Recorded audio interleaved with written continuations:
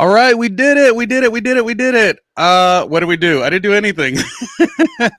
Welcoming Courtney to the show. What's up, Courtney? Hey, hey, hey. How you doing? How you doing? And I am, of course, hashtag randomly with Ronnie Jr. When I say we did it, I mean we as viewers, we made it to season 14 of Real Housewives of New York. I feel like they could have pulled this move, Courtney, with any other franchise. And I'm not saying this is the number one franchise, although I do think it is. I think we were on the edge of our seats. Like, for instance, if they would have tried this with Orange County, I would have been like, oh, kind of bummer that Vicky's not around. I mean, she's not around anyway. Not around. But like New York is a we're very protective of the show. Right? Am I the only? I'm like very like I was watching every episode with the popcorn.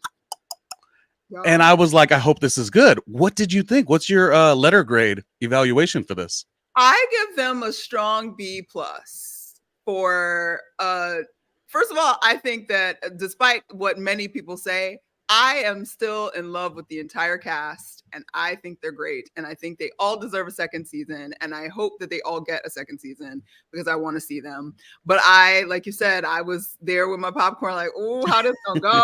I don't know, because as much as problematic as the previous cast could be, I thoroughly enjoyed the messiness that RHONY was before. And I actually think there were some missed opportunities with the previous RHONY cast to really like get them to the next level as they were. But I digress. I love the new girls.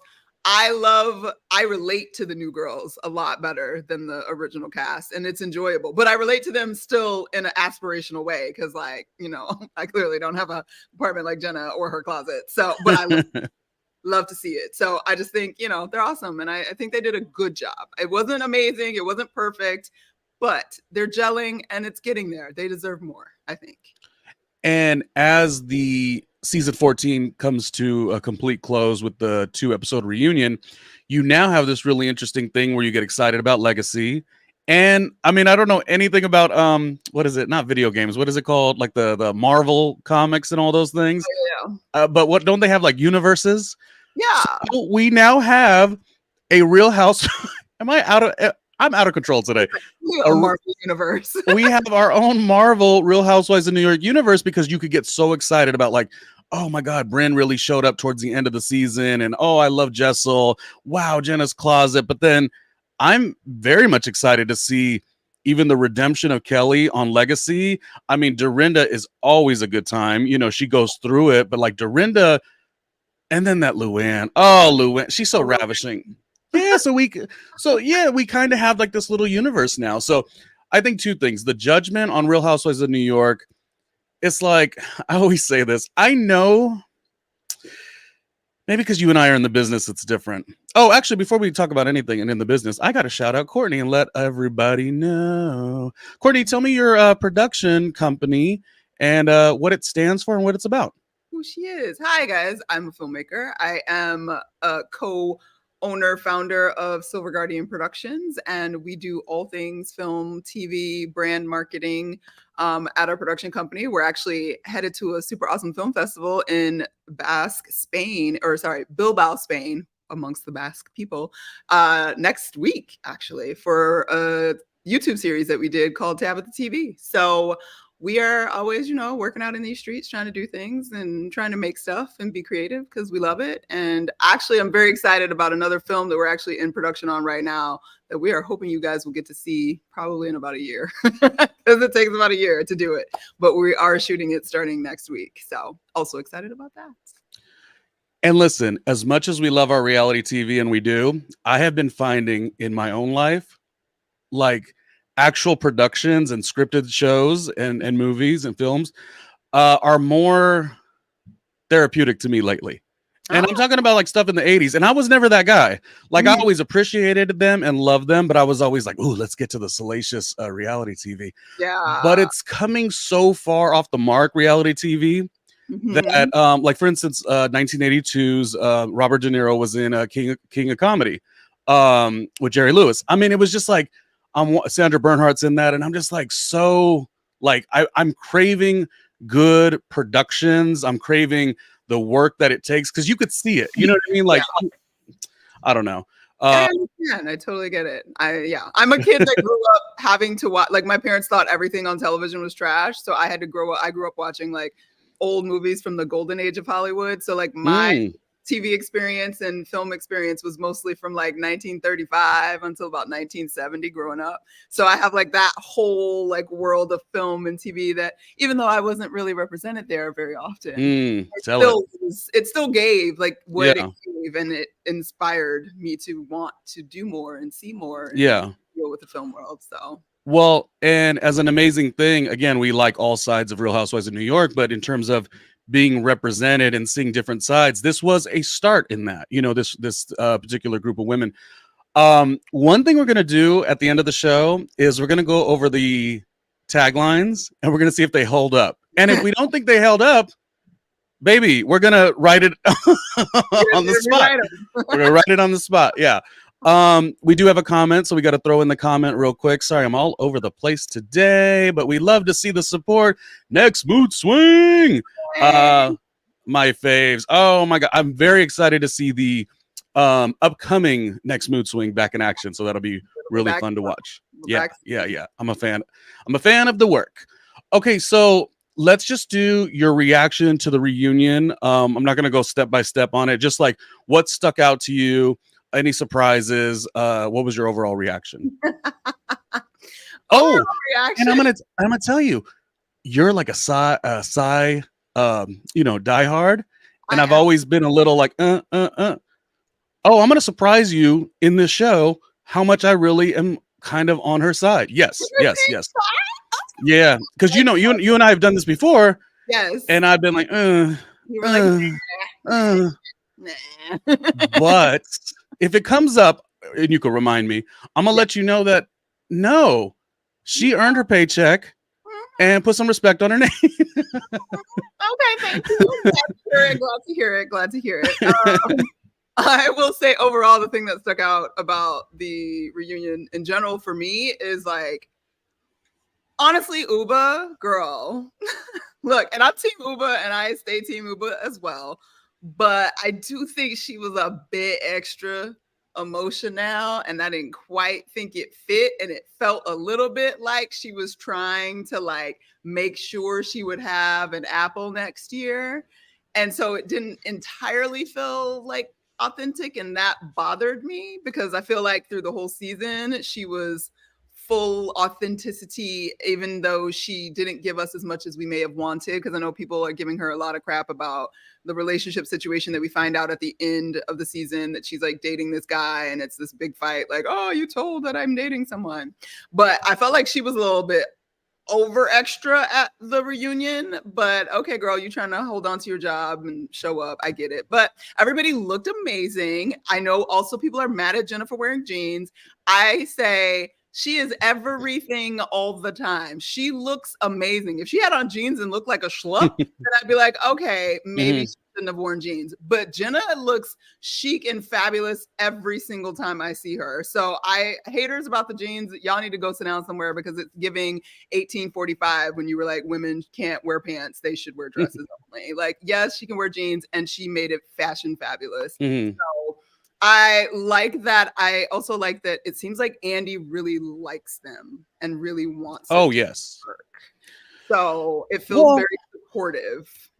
And I mean, so I was watching season 1 of Real Housewives of Miami, because I go hard for Larsa all day, every day. And I've said this before on other broadcasts, like I miss the tone and the beat and the quirkiness, drama of course included, of the older shows. And so it was probably a little bit of a challenge to do this series and make these slight changes, yet make it feel so real and connected and what people are used to. There was one comment that I did want to make mention of. It just crossed my mind recently, Courtney, and that is how everybody was saying like, oh, it seems like a lot of the women showed up with these stories, and they would go, oh, Jessel, that's not your authentic story. And that's a whole different thing altogether. But what I'm going to say is, this crossed my mind. Tell me what you think. I think it's because when they were producing the show, they were making a different show. And if some of the criticism from the other show, which again, we love Dorinda, we love Luann, we love Sonia, but there was a little bit of a detachment in terms of like, you know, people are living paycheck to paycheck, and these women are saying, you know, this is a, you know, multi-million dollar, you know, getaway, and wah, I don't have the nicest room. And so I think there was possibly, am I crazy? Possibly an idea to let them tell other stories of triumph, not necessarily like, I know I heard on Twitter a lot, and I didn't really like hearing this, but like the oppression Olympics, I didn't really love that as an idea or a narrative, but I think triumph was important for these women. Yeah. What do you think? Am I out the window on that? I think you're actually, I think that's a good point. And I like how you phrase it to call it triumph instead of the oppression Olympics, because it could feel a little bit like everybody was like, well, mine was worse than yours, and mine was worse than yours, and mine was worse than yours. But I think from a casting perspective, which I actually think that's why the casting team deserves some kudos, is because there are major like roadblocks in life that these women overcame that were very similar, which would be something that would bring them together as actual friends if they really got to know each other. So I do think there was probably some kind of concerted effort to actually find women that have these strong stories of triumph, and they're still fabulous and amazing, but they weren't necessarily, you know, born with the silver spoon in their mouth kind of thing, which was similar to what it seemed like in the previous cast, even though that wasn't true, because Ramona wasn't born with a silver spoon in her mouth, even though she behaves as if she's never not had. Yeah. Well, and it's also, you're on a show for so many years. That's like an affirming, you know, reason to perform badly and still get accolades, you know, like they were just a little detached is what it was becoming. Exactly. So it'll be interesting to see. So you're saying no cast shakeups and no one going to part-time. You're saying all 6 women come back full-time. Is that your opinion? I think all 6 women could come back full-time, and I could see one more being added, because I know somebody got plucked out. And I do think the energy of maybe one other person could maybe stir up things a little bit more. I debate where I kind of see that happening. Like, is it more of a like Aaron circle of friends, which I kind of think I might like to see. Yeah. I think probably somebody in like the Aaron circle of friends, one more person. It is tough to decide. You know, when they were casting, like, you know, you give your opinions or whatever. If they were to go silver spoon or golden spoon, what is it? Silver spoon? Is that what we call it? Yeah. If we were going to go that route, still young, matches their age, I would go with, I also watched this show recently. I just watch all these stupid shows. And I'm gonna even go as far as to say this show was better than the other one. No, but The City had Olivia Palermo, and she brings fashion, she brings elegance, she will look you in the face and let you know where to go and how to get there. But she's not like messy reality either. I think that could be a nice little shakeup. That's what actually fit, because she's an OG influencer, right? She's done reality TV. Like, that could be an interesting little nugget in the tank. I could see that. I could see that. And she kind of, we didn't really like her sometimes on the hills. Olivia was mostly on The City. So Whitney Port, Whitney came to The City. Yeah. And they needed a villain, and Olivia said, "I got this. I can do it." It's fun to do. It's fun to do casting, but no. To the thing, what I was going to say about Sai, like, yes, there was some challenges throughout the season, and my biggest aspect of the challenge is that I don't like, I guess, influencers really doing reality sometimes, because Paige DeSorbo, as I've already told you, Courtney, it has ruined every show she's been on. She's ruined. Amazing. You are a hater. Paige is amazing. You are a hater. Paige, this is a fact now. Now we're going to factual information. Courtney, bless your heart. No, Paige DeSorbo, I won't say she messed up Summer House, but she really slowed it down. Southern Charm, what? She had a whole meltdown about getting married and leaving her mother to move to Charleston and broke Craig's entire soul. Like, that was amazing television. You're out of your mind. I've got more opinions. We're going to go to a commercial. We'll come right back with what I feel about influencers, Paige DeSorbo, and Sai. Give me 1 second here. Well, hello there. Thank you for watching and supporting the show with my good friend, Randomly Ronnie Jr. Who the hell am I? Great question. My name is Mark Rodriguez with Mastermind Media, and I wanted to take just a moment of your time to let you know about all the other incredible things this guy, Randomly Ronnie Jr. has going on. But first, before we get into that, please comment, like, and subscribe. That is how he grows here on these channels. But one channel you probably don't know about is patreon.com/randomly Ronnie Jr., where he's got a bunch more exclusive content. So please check that out. But speaking of YouTube, let's go back to YouTube for a second. He's got this hashtag randomly with Ronnie Jr. and it shows all of his stuff in his days in radio from back in the day, all the way up to present day, and his new interviews, podcasts, just videos across the board. So please check that out, because when you think about content creators, there's millions of content creators, but there's only one, Randomly Ronnie Jr. Let's get back into the show. There's only one Coca-Cola, baby. Huh? Only one. Okay, let me go a little softer and let Paige DeSorbo be Paige DeSorbo. I just thought it was a little wild that she got a bunch of TV shows. Southern Charm, Winter House, Summer House. Like, I was like, ooh. But teach their own.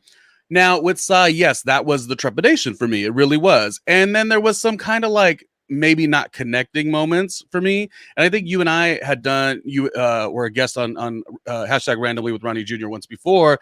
And you, who is a big Sai fan, you were stating that it might be a little difficult. I don't want to put words in your mouth, but it was something like it might be difficult to constantly curate an image and then have the control taken away.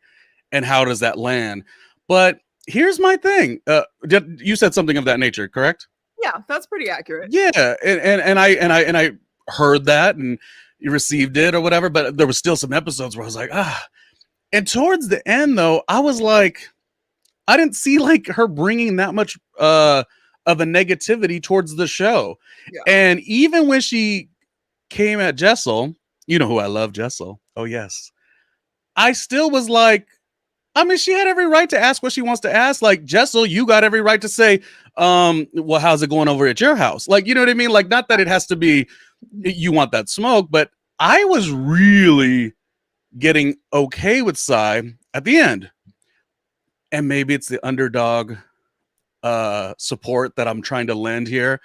But when social media decided to tell her that you're not an influencer, who are you influencing? You should be part-time. Who are you? No, I don't know who I'm talking to, but you know what I'm saying? It's like, exactly. Social media got so big for their britches. And I was like looking at the whole situation. And I was like, Sai was actually like turning it up towards the end. And the notion, I would love to hear what you think about this, Courtney. The notion that she, a lot of talk. You probably saw this too. A lot of talk about, is Sai backpedaling? Oh, it's because of her brands. I mean, what do you people want? I don't know who these people are, but you know what I'm saying? It's like, what do you want? Like, do you want her to have some growth and be like, you know what? Okay, I overstepped.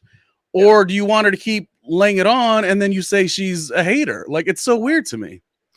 Yeah, I mean, and I think she did, like, because obviously, like, in watching the reunion, because there was nothing more cringy in the reunion than when she talked about like her personality and that she doesn't like Andy, whatever he asked her. And she's like, well, I'm trying not to be vulnerable. I try to like use my hurt and be funny and like joke. And Andy's like, did y'all think that shit was funny? And nobody raises their hand. And it's so awkward. And she's like, I tell jokes and I'm light and I want people to like look at me and want to be like me and da, da, da. It's like, that works as her influencing because she's not speaking and she's not talking about her life and she's not in conflict. And you see her Instagram page and her beautiful daughter and like they're doing amazing fashion things and it's awesome. And we look up to you. You think you look amazing. You want your outfit. But like in life, that's not what you're actually doing because you haven't dealt with what's going on with you. And I feel like Sai was like the most obvious, like unhealed person on that cast. And it was obvious from the beginning, like in her talking about how guarded she is. And then when you find out that her mom was an alcoholic and that her mom passed away.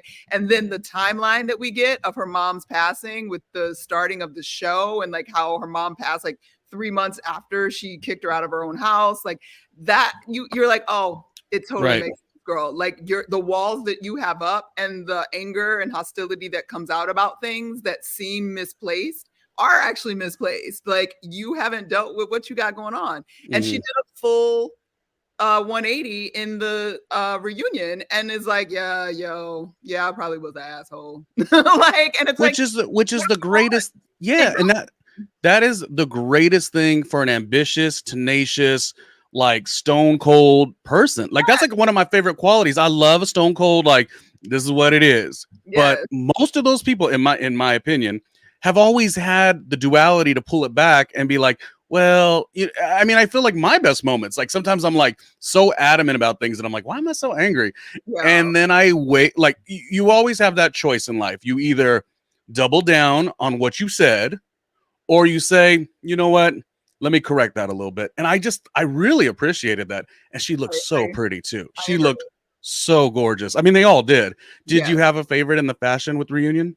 Oh, that's really tough because I feel like Uba just looked like the goddess bride with her like white and all of it was just really beautiful. I adore what Jenna did because I just think it was super stylish, perfectly on point with who she is. And I will always respect somebody for having their own style and like really nailing it for themselves. I like Sai's dress a lot.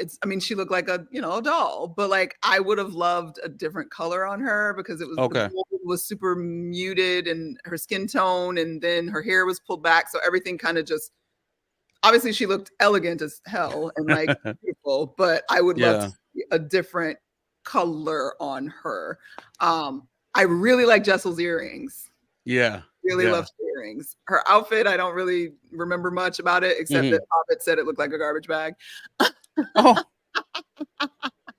Her husband is comedy. They call him the seventh housewife. Yeah, he's comedy. He's comedy. But yeah, so yeah, and I feel like Aaron was just kind of basic, like. Oh, that poor Aaron. No one, we have a comment here. No one really supported Aaron at the end. Next mood swing, love New York's first couple of episodes, and then it kind of slumped. That's been a common I think that's just opinion. It's it's a new show. It's it probably was challenging, but that trip, it really made me love the dynamic of the girls. Yeah. I mean, you needed to get the ups and downs, and I feel like those ups and downs that we've gotten, and even getting to the reunion, does excite me now that we have a history with them. We were kind of going off of like, do they even know each other? Like we didn't know if they did.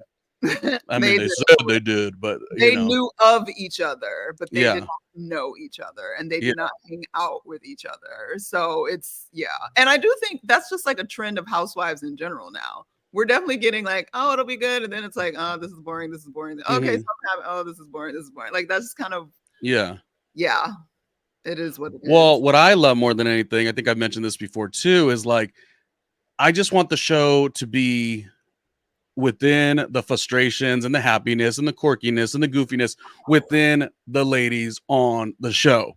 I know it was a big moment. Even I think New York might have been one of the first ones to sort of break the fourth wall and be like, well, page 6 said this.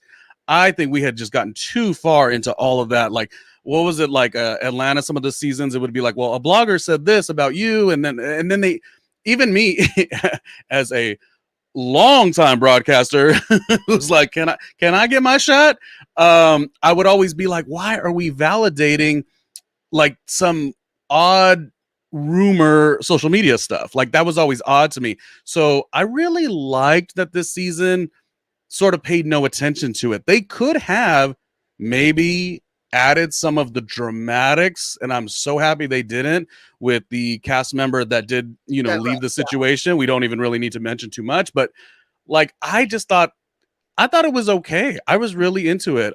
Slump, yes, for sure. Towards the, you know, there was times, but overall, I enjoyed watching it every episode.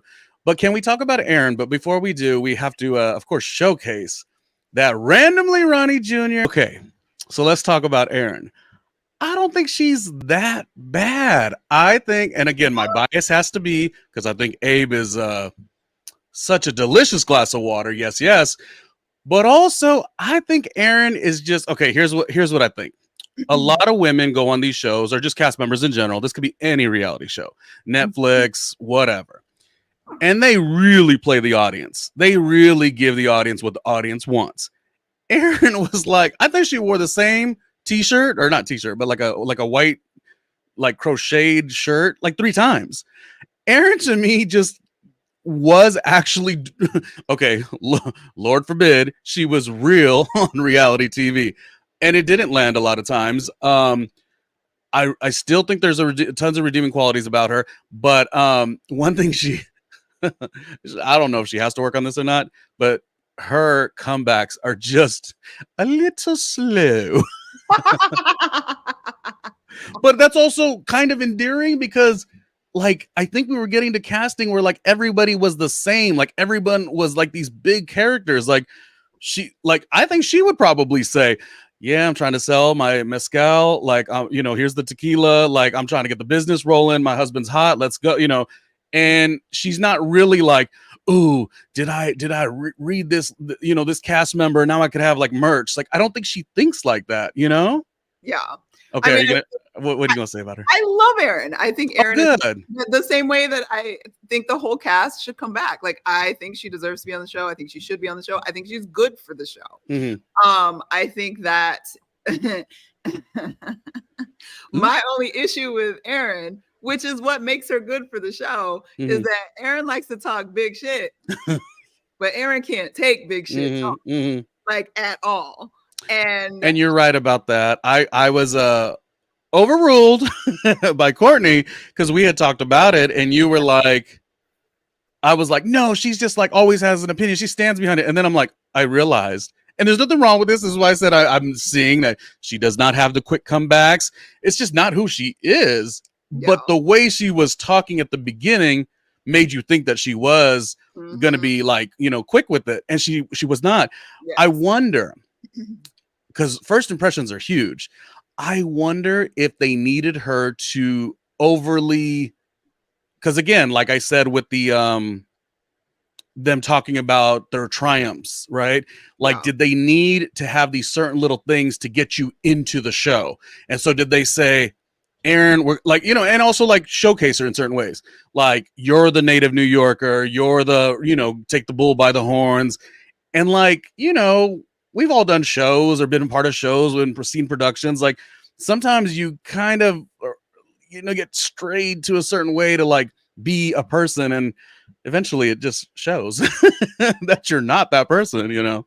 Perhaps maybe production encouraged her. What I gather is that she is somebody that thinks she got big cojones because she's a native New Yorker. Because I feel like she thinks like, yo, I'm a New Yorker. Like, I'm keeping it real. Like, I do really. But then when it comes at her, she can't handle it, but would never admit to it, which is why she kept, you know, circling around. Well, no, that's not okay, fine. Yeah, that's what I said. I'm like when Uba had to keep saying, like, you're a bitch talking about people behind their backs. Like, own it. You just was a bitch. And she found out, okay, fine. Yeah, I was talking shit behind everybody's back. But then on your confessional, you're like, oh, well, is it talking shit if it's the truth? You know what I love about what you just did there? Girl. You didn't say anything bad about her, but these truths are sort of how she rocked it, you know. That's how she rolls. Ah, that darn Aaron. Great for the show. Great for the show. Yeah. So she's beautiful. She's great. It'll be fun. But Aaron, we got your card, sis. We see you. Do you agree with a little bit of what I said, that I think a lot of people, of course, well, this is true, that they do play for the audience.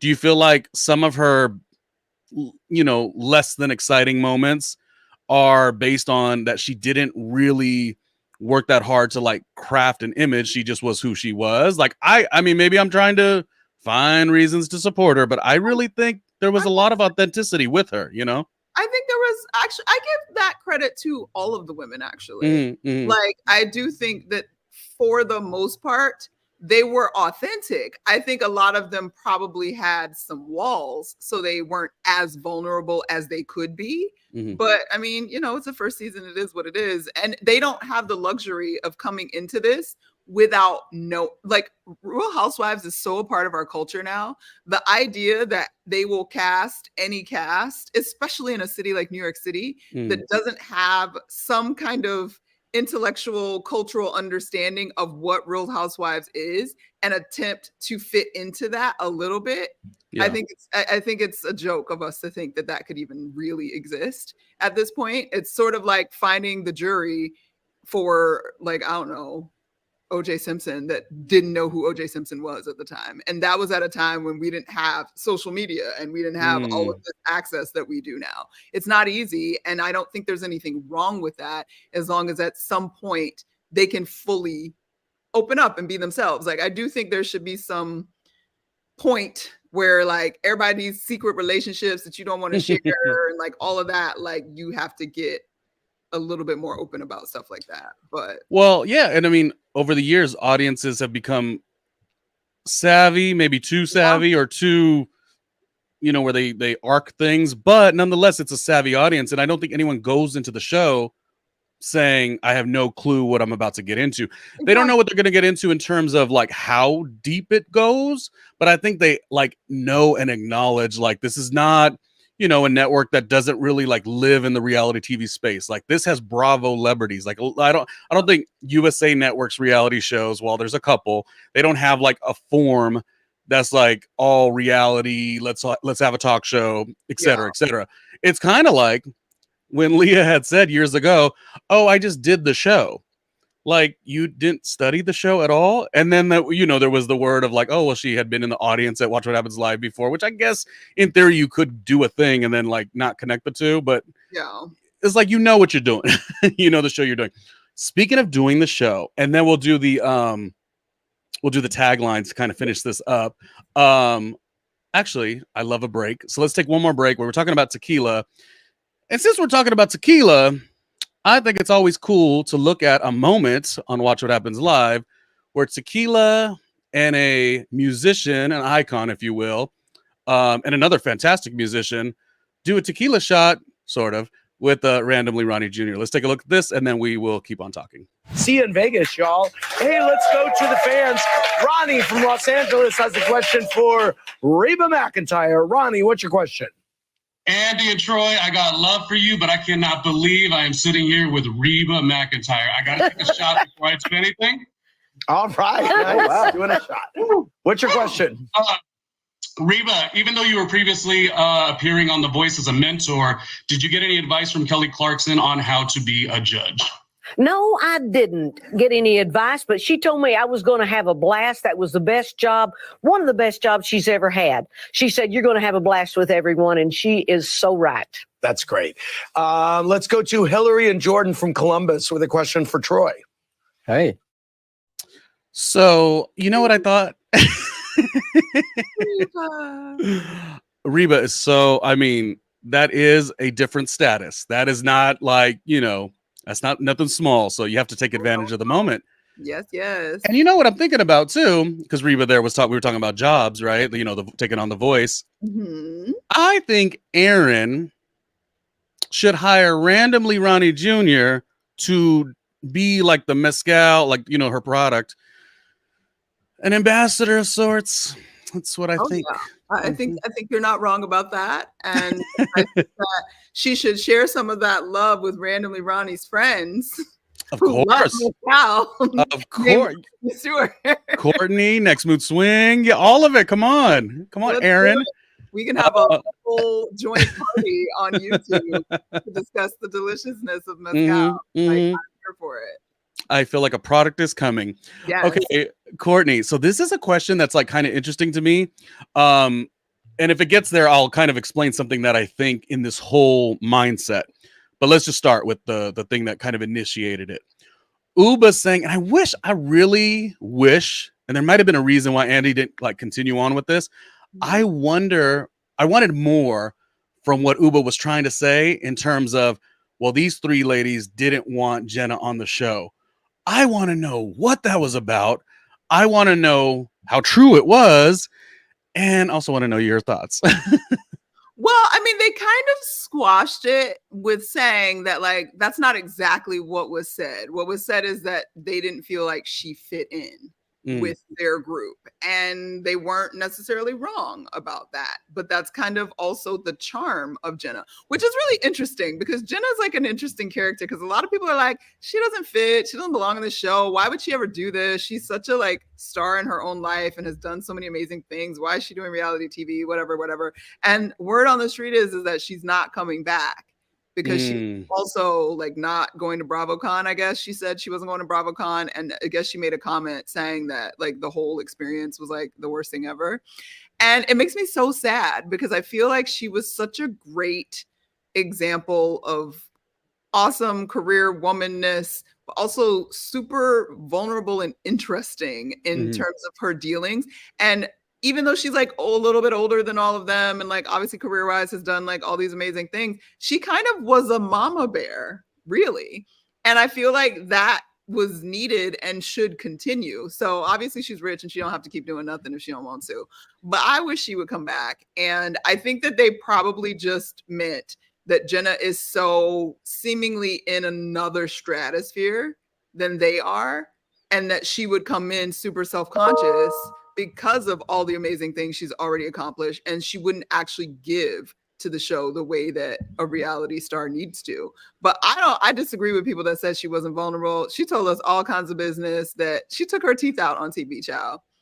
And like, I just think that she has something to offer that we are missing in reality TV, and I like her and I want her back. I agree with everything you said. Is this a pattern? Whenever Courtney guests on my show, is she always right? Damn it, man. I'm always right. And I totally convince you to love all people. And I will get you to love Paige at one point. Well now. Okay. There's not enough time to talk about that today. But with Jenna, yes, but I do agree with you, and I have loved every aspect of her on the show.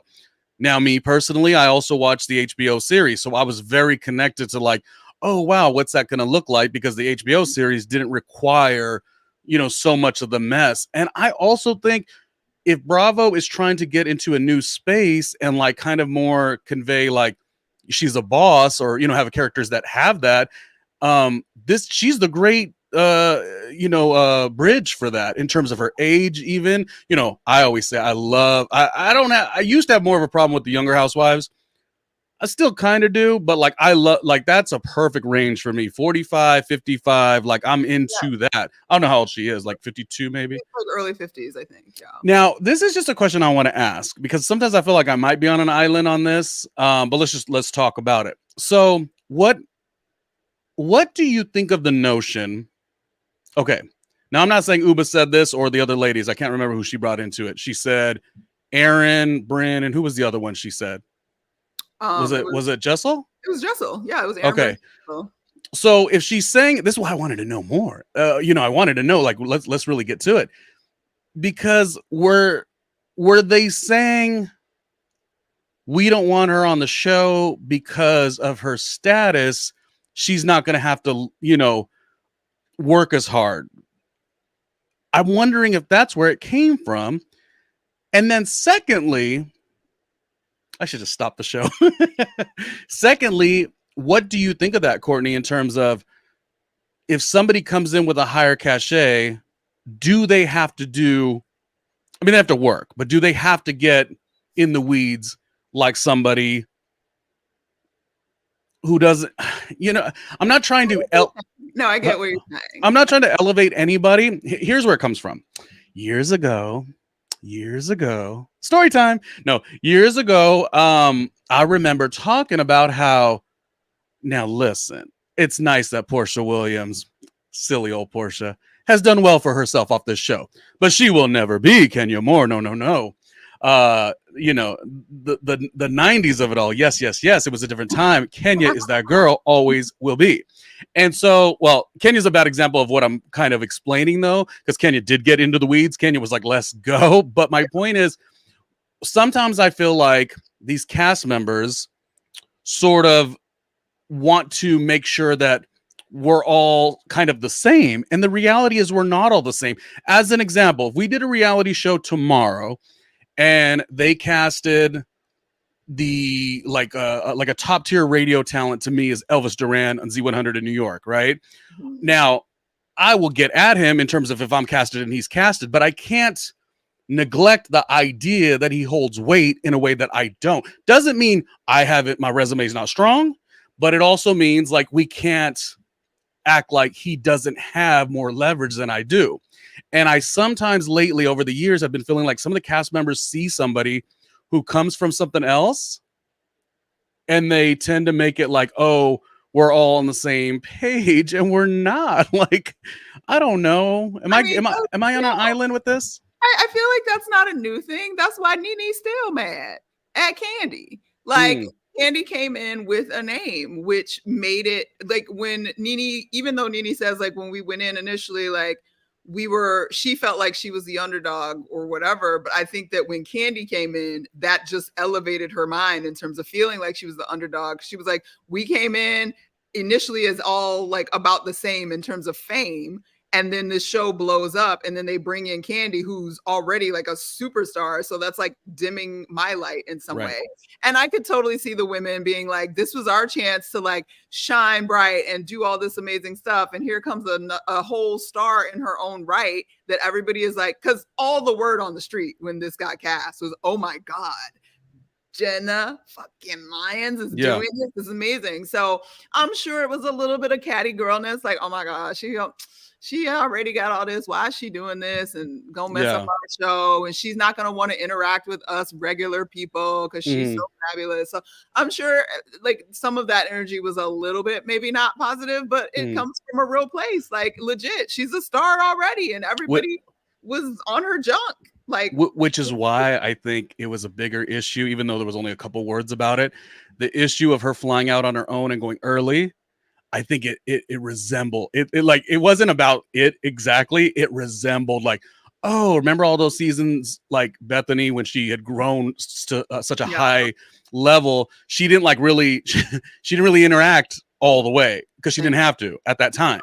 And I think maybe their minds were like, because it was really not a big deal. She went early. She wanted to go early. She could afford that flight. Like, let it be. But I think it was a little bit like connecting to like, oh, we're going to have to do all the messy work and she doesn't ever have to do it. But at the same time, here's another thing. Who's to say people would watch your show coming off of the legacy crew if the credibility of Jenna Lyons was not there? I mean, the interest was there because of Jenna Lyons, if we're being real. Like, yes, we wanted to see who these other girls were, but when they were like, Jenna Lyons is on, we're like, she's doing what? Like, that just gave a different level of attention. But I can also understand the other girls, like even with you're saying, like with the flying down and all of that, like part of the concern is like, is she really in this for the team as well? Like she really here to like, because they have a mountain to climb. They're coming in as a whole new cast. Sorry, my dog is getting a little loud. What's the name of what's your dog's name? Her name is Gigi. Oh, Gigi.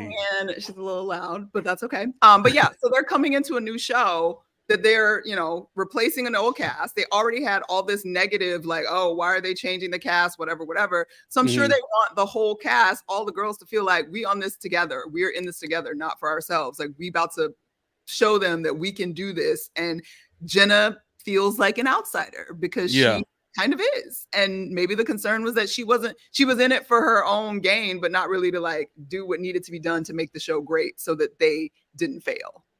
Yeah, and that's why I gave the example, because radio is what I've been working on since 2002, is like if I got to be with somebody who has a name and I don't have a name, it still doesn't mean I don't have an insane resume and a lot of peaks and valleys in my career. But at the same time, you sometimes got to look and say, I'm not going to call it jealousy, but are you going to let that jealousy creep in? Or I'm going to tell you who did it right.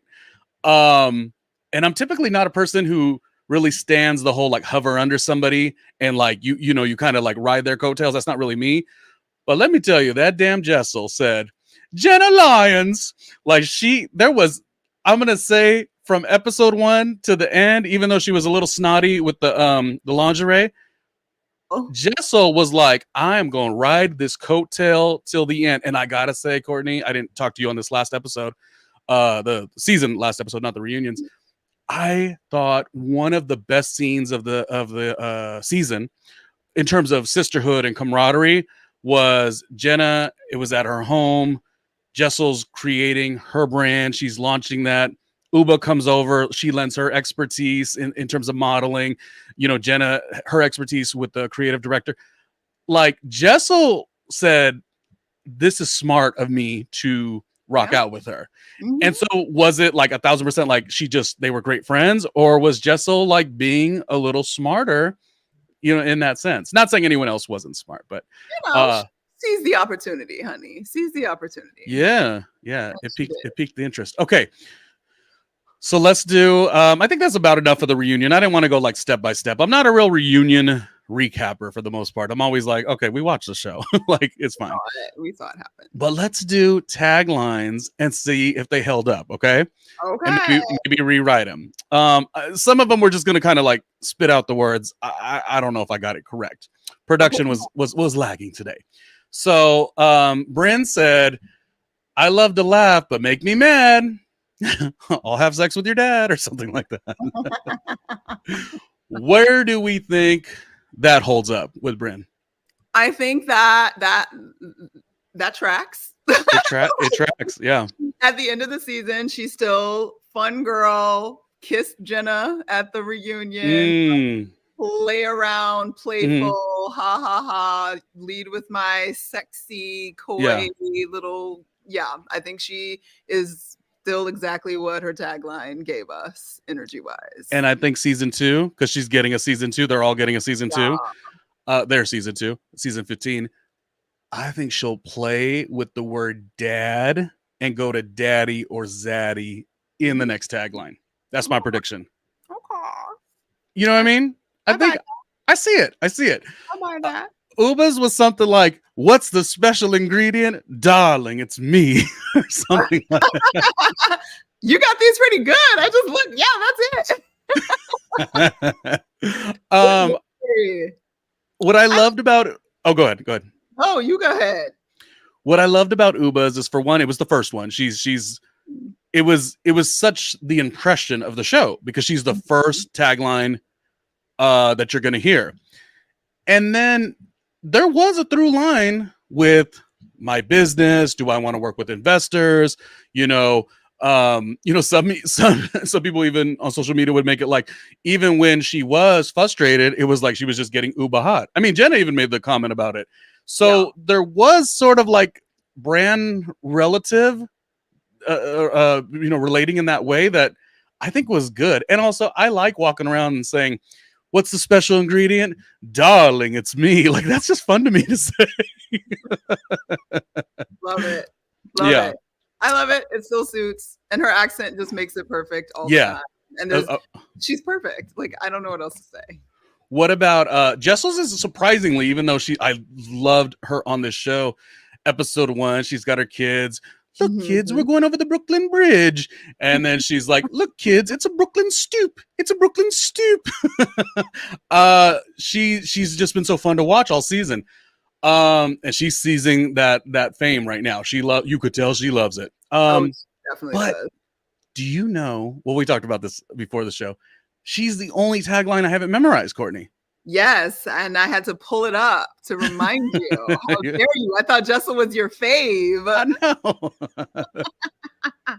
All right, Jessel. I always bring the flavor. It's not my fault you don't have any taste. I think it's good. It's a great tagline, but does it track with Jessel? And also, what's the tagline she goes with the next season?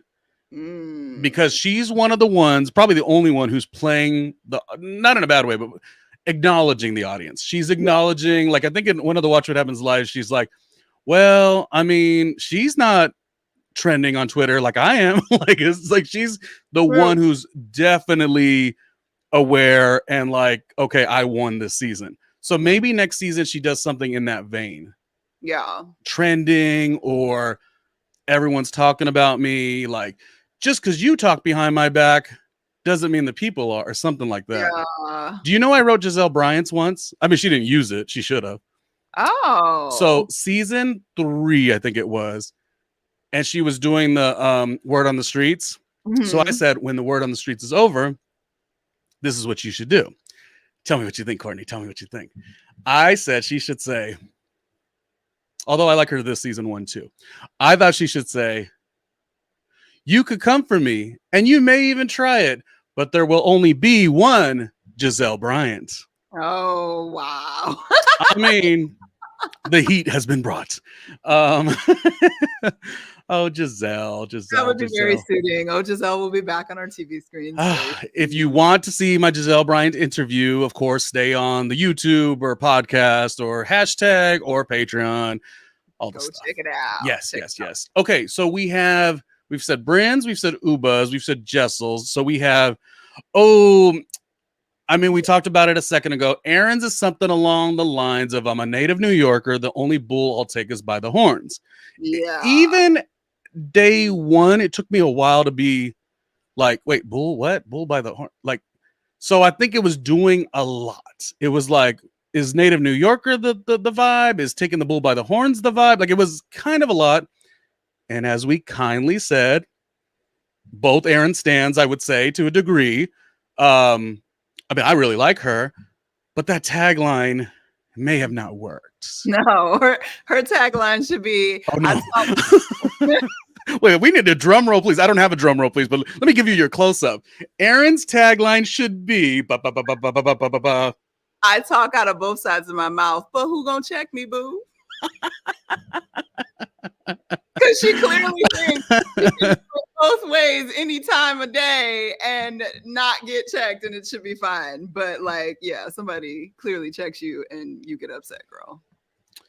Oh, Aaron, your 3rd season, you're gonna be the big thing. No, people like Aaron. There's the thing is, she's polarizing. That's the thing. Like, there are people who are like, oh my god, I like her so much, and then there's a handful of people that won't, she's the Karen of the show and all these things. So it's like, at least on one level, you could go to sleep if you're her, you could go to sleep knowing like, I'm polarizing enough that like I do convey an emotion, and that is actually reality TV. And that keeps you on the show, girl. Keeps you on the show. Yeah.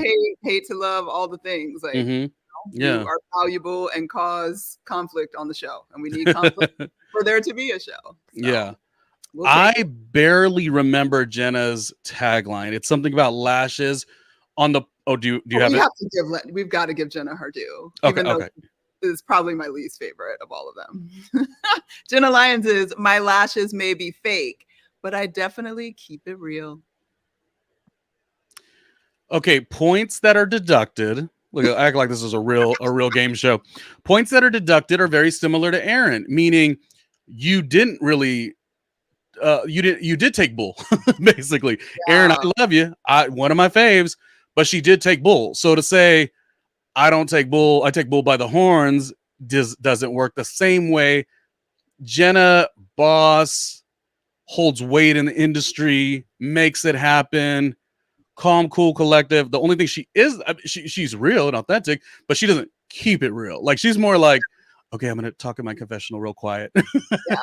It's really like, my lashes may be fake, but I am who I am.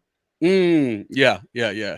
Now, points back for the lashes and the connection and, being able to kind of infuse that into her story. I mean, we had a lot of stories being told in terms of their businesses, which is great.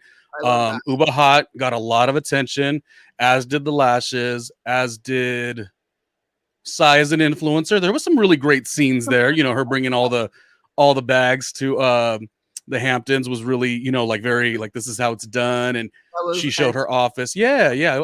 That part I liked. That part I really liked. So who else do we have? Last but not least, Sai. Oh, hers was, I'm going to say it wrong on purpose, just so you know. Hers was, in New York, there's a lot of bad apples, but I'm the most rotten little apple in the bunch.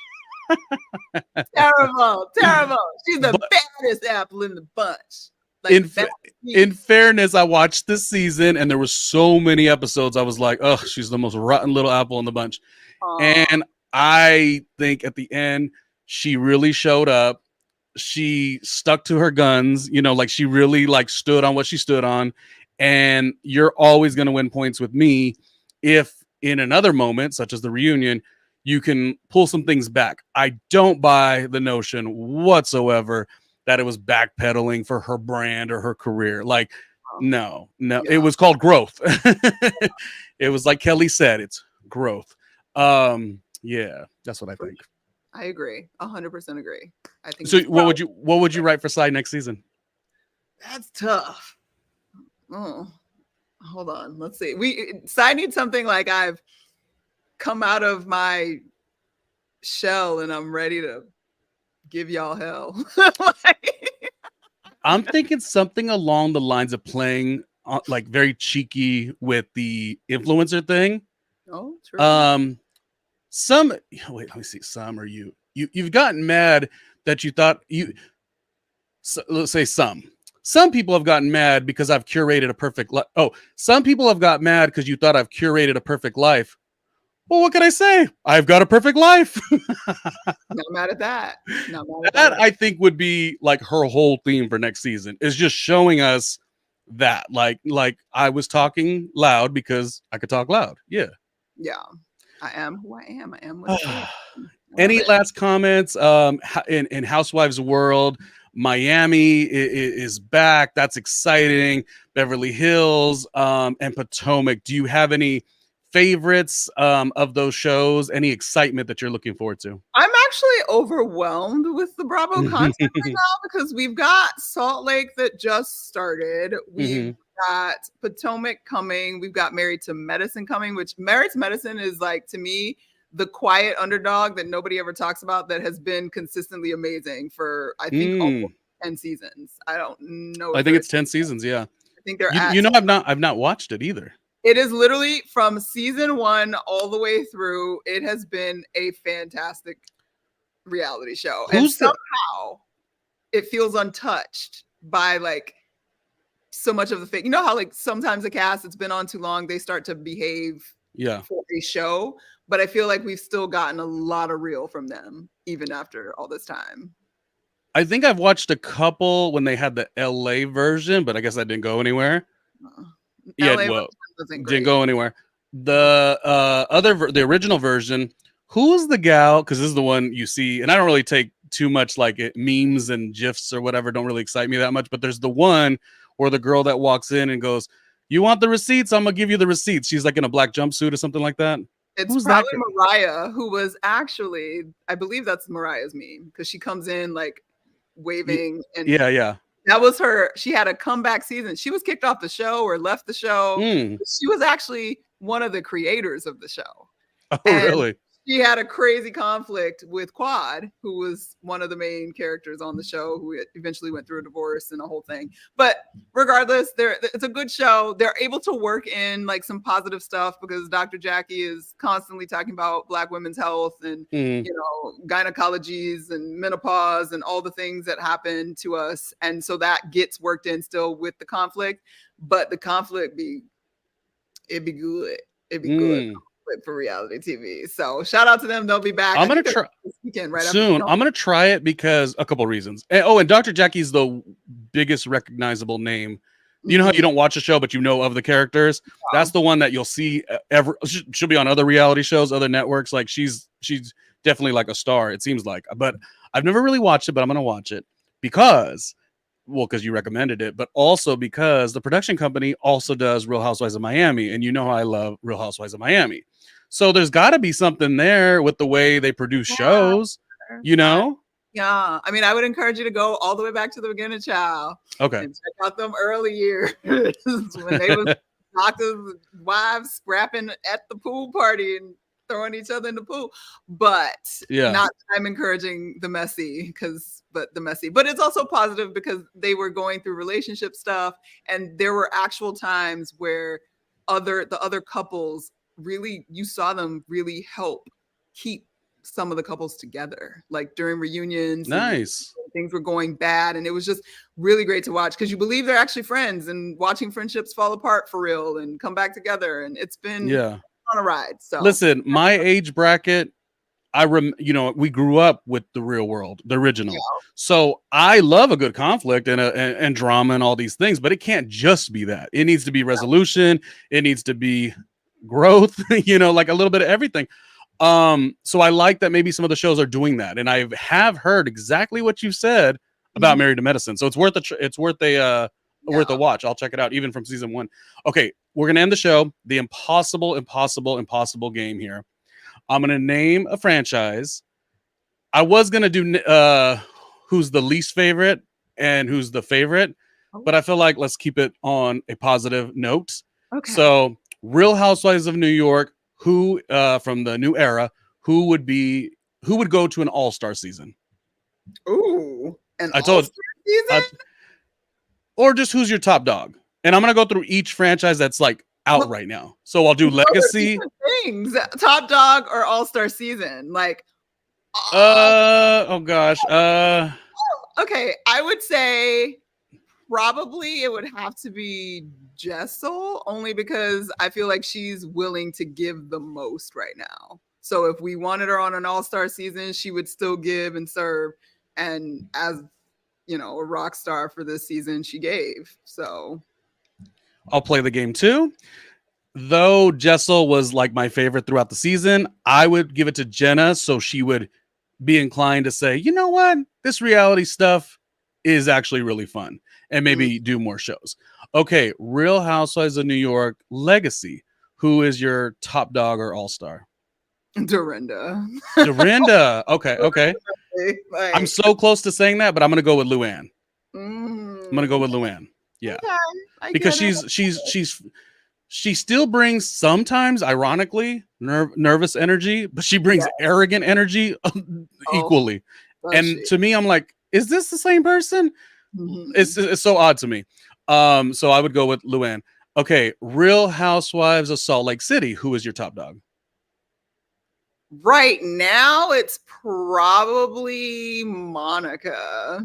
That's interesting. She's new. She's giving herself the drama with her mama on Twitter. Like, I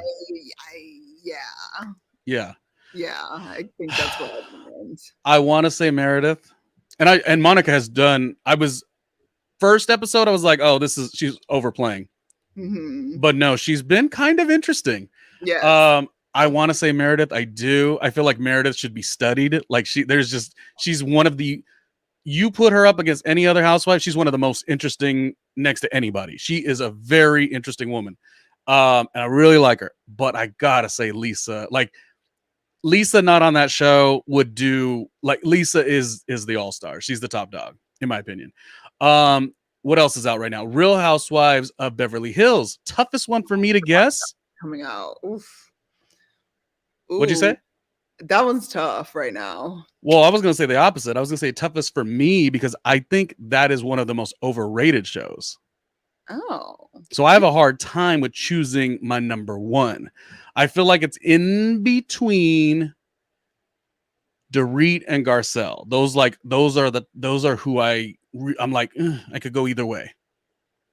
Interesting.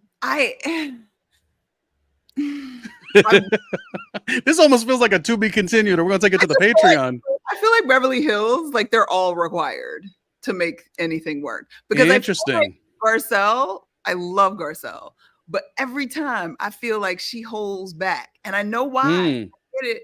Right. I understand. Yeah. Being sister on the cast, but I just feel like I would love for her to check them a little bit harder, and she just and will not do it, and it drives me crazy. But I don't know. All right, all we could say for sure is it's not Kyle. Oh, that Kyle has bored me. Huh? I was gonna say maybe Kyle. Oh. But only not because of her, but because of everything as it goes in relation to her. Like she gives like constant, not like nobody can, whether it's her sister drama or her not standing up for who's supposed to be her friend in that moment and everybody being upset. Like, I feel like she still remains the nucleus of conflict that works on that show. Yeah. But I don't know. Beverly Hills is weird. It's okay. We came up with this game right on the spot. Show's already over. We really were just going to talk about Real Housewives of New York, the new era. But you know what? I had to throw something in. Okay, two more. Just because, as you stated, this is like overload of Housewives. So this is just, there's no right or wrong answer. We're just coming up with it as we go. Okay, so Real Housewives of Miami. Who would be your top dog? Or your all-star? I guess it would have to be Alexia. Oh, good. That's a good one. So like not self-aware sometimes, but also like super dramatic about everything and like upset really quickly, but then back really quick, and sort of the piece that interacts with all the pieces. Yeah, I think I would say Alexia in that. Alexia is kind of like how we were saying Aaron on New Era of Real Housewives of New York, how Alexia's polarizing. Like, people don't take to her like, oh, she's whatever. Like, I'm always shocked because I actually really do like her too. I know she missteps sometimes, but like, there's a lot of people who cannot stand her. And then there's people who are like, yes, she is Barbie. She's, she gives a show, and she does. I think that's one of my favorite casts, I gotta say. And I love Marisol. She's grown on me in so many ways. Her mother was so wonderful. But I'm never going to fix my mouth to do anything but say that the icon of Real Housewives of Miami, this is why I went back to watch season 1, will and always will be, whether she's on the show or not, that Larsa Pippen. Whoa, the thumbs down, Courtney. The thumbs down. What? Why? What? Not look. I got her better. Like this previous season, she definitely came up more because when the first reboot came back, I was like, Larsa, stop. Okay, like being above everything too much and like I'm just here for good vibes was so annoying. But she did do better last season. Her new tagline is something about being in the game or not in the game or what new to the game, and she's like, well, in any case, I'm always a winner. But okay, but I think she really does feel that. Like, she really feels that. I'm sure she does, but whatever, girl. Do you? I want her on the show. It's just, I feel like this game was going good at the beginning, but my last two are like the controversial ones because I don't know that people love Larsa like I do. And I know people don't like Real Housewives of Potomac. Who is your top dog? I must just jump in because everybody knows is Giselle Bryant. It will always be Giselle Bryant. That show could not be in existence without Giselle Bryant. Giselle been on my nerves, but I do agree. Giselle she began on my last nerve. And actually, she only like disappointed me one time when they had the whole conversation about colorism. But other than that, I do think that she is a requirement for the conflict, drama, and all of that to really exist on that show. Just playful fun here. You know what is not a disappointment ever? Courtney, the production company, all the success that you have. One more time, let us know where we could find you and just another brief note on what you're working on and even how we could support you. Awesome. Okay, well, you guys can find me at Stuart Starlet on Instagram, at Silver Guardian Productions, also on Instagram, and website silverguardianproductions.com. Like I mentioned, we are film, TV, brand marketing, all the things that you may need, all of your production needs. We're here for you.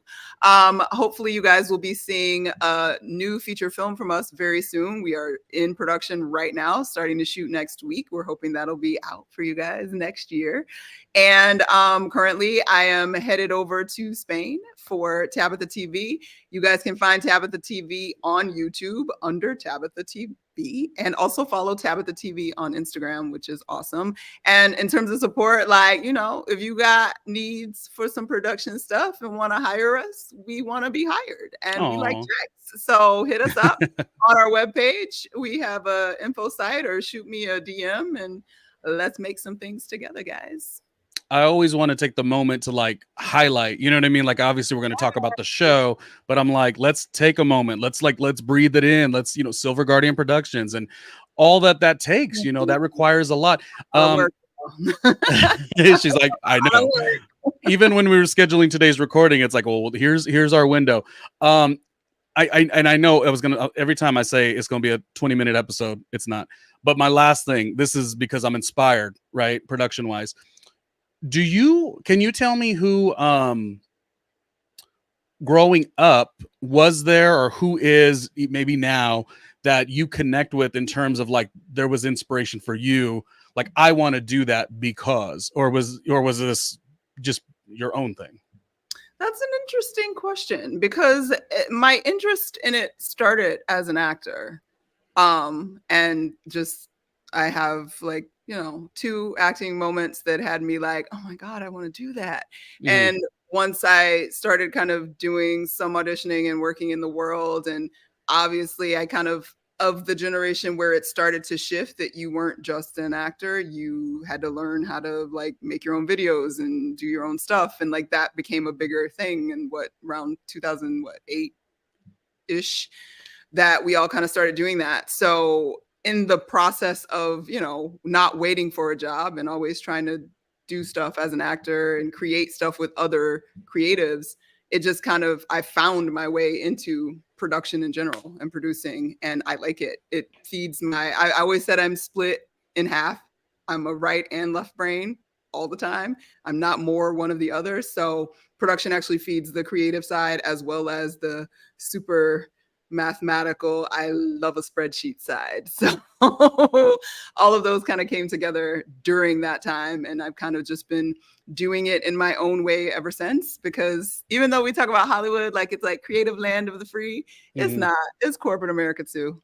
Yeah. So finding your own space and still being able to do the work that you like, but also do it the way that you want to do it is always a challenge. But what's life? Challenge.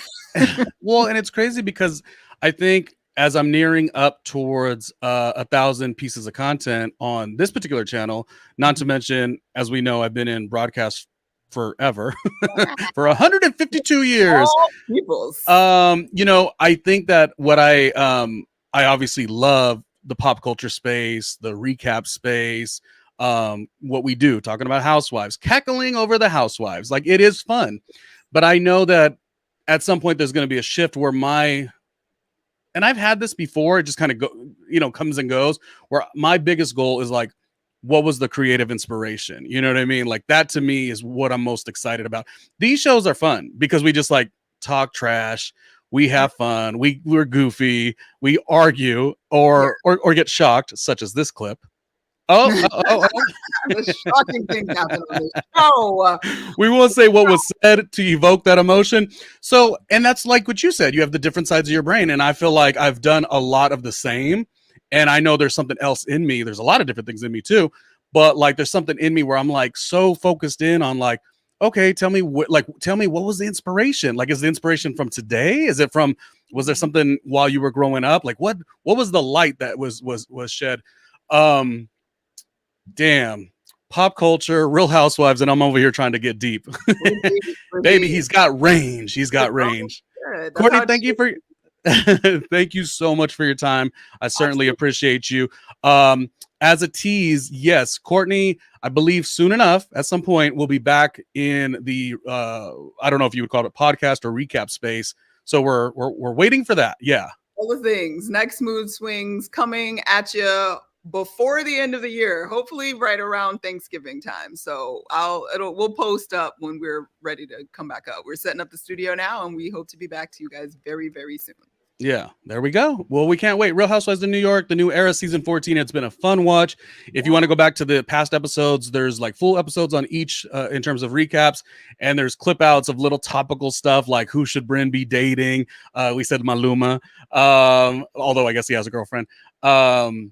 And what else did we do? Oh, we did a deep dive once on Jenna Lyons and the outing and kind of what that experience, kind of what that was like to watch it, probably for her and even the fan base. So Randomly Ronnie Jr., the channel, I believe is cooking. So hopefully you enjoy it. Courtney, thank you. I'll talk to you on the next one. Okay. Take care. Bye, Oh. everybody.